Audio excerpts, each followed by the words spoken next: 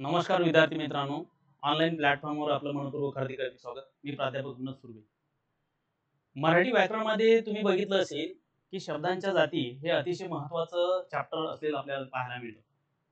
आणि शब्दांच्या जाती ह्या एकूण 8 आहेत आणि त्या शब्दांच्या जातीवर हमखास प्रश्न हे परीक्षेत आलेले असतात। मग शब्दाच्या जाती समजून घेत असताना कोणत्या गोष्टी महत्त्वाच्या आहेत तर त्यामध्ये आपण प्रामुख्याने पाहतो मित्रो की शब्दांच्या जातीचं 2 भागामध्ये जर आपण वर्गीकरण केलं तर आपल्याला शब्दांच्या जाती अगदी शिकायला सोप्या जातात आणि समजायला सुद्धा।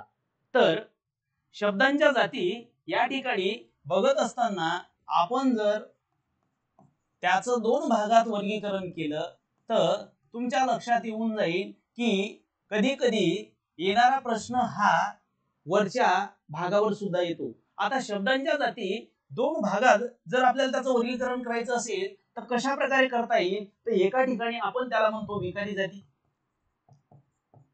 आणि दुसऱ्या ठिकाणी म्हणतो आपण अविकारी जाती। आता याला सुद्धा वेगवेगळ्या पद्धतीची नावे आहेत मित्र। इथे आपण विकारीलाच म्हणतो सव्य आणि तिसरं नाव आहे ते म्हणजे विकृती। लक्षात ठेवा, विकारी, सव्य, विकृती आणि अविकारी यालाच म्हणतो अव्यय आणि प्रकृती। बघा, अविकारी, अव्यय आणि प्रकृती म्हणजे जसं आहे तसंच राहतं, त्याच्यात बदल होत नाही। आणि इकडे मात्र बदल होतो, म्हणजे शब्दांच्या जाती ज्या आहेत त्या आहेत एकूण 8। किती येतात? 8। आणि 8 या शब्दांच्या जातीचं जर वर्गीकरण आपण 2 भागामध्ये केलं तर 4 जाती आहेत विकारी आणि 4 जाती आहेत अविकारी। आता इथे आपण जे बदल होतो तो बदल नेमका कशामुळे होतो तर लक्षात द्या। या ठिकाणी आपण गृहीत धरूया ज्या शब्दांच्या जातीमध्ये बदल होतो तो कशामुळे होतो तर लिंग, वचन, पुरुष व विभक्ती यानुसार शब्दांच्या जातीमध्ये बदल होतो। परंतु अविकारी जातीमध्ये मात्र बदल होत नाही। मग याच्यानुसार याला म्हणूया आपण बदल होतो।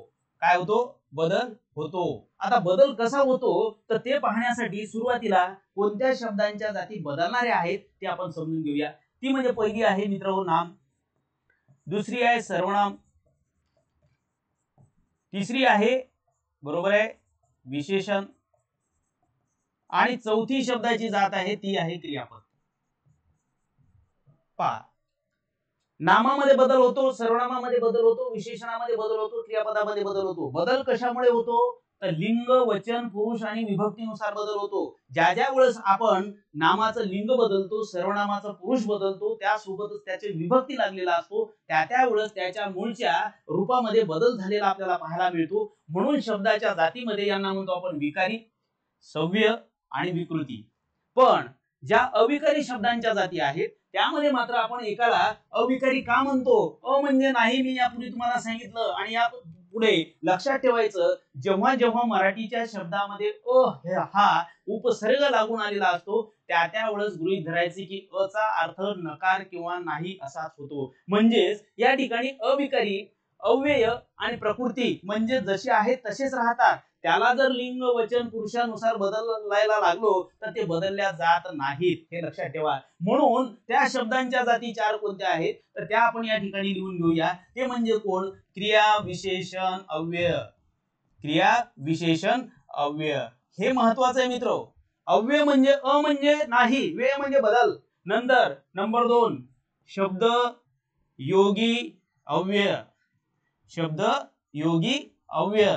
तिसरं आहे ते म्हणजे उभयान्वयी अव्यय। आणि चौथी जी शब्दाची जात आहे त्याला म्हटलं जातं केवल प्रयोगी किंवा उद्गारवाची अव्यय। 2 नाव आहेत। जसं वाक्याच्या प्रकारामध्ये आपण पाहिलंय उद्गारार्थी वाक्य, उद्गारवाची वाक्य असे दोन्ही म्हणू शकतो। त्याच पद्धतीनं क्रिया विशेषण अव्यय, शब्दयोगी अव्यय, उभयान्वयी अव्यय आणि केवल प्रयोगी अव्यय। आणि शब्दांच्या जातीवर हमखास प्रश्न येतोच मित्रो। याचा आपल्याला सविस्तरपणे अभ्यास करायचा आहे, त्यासाठी तुम्हाला व्हिडिओ पाहणं फार गरजेचं आहे। आणि त्याची आपण सुरुवात करूया शब्दांच्या जातीमध्ये नामापासून।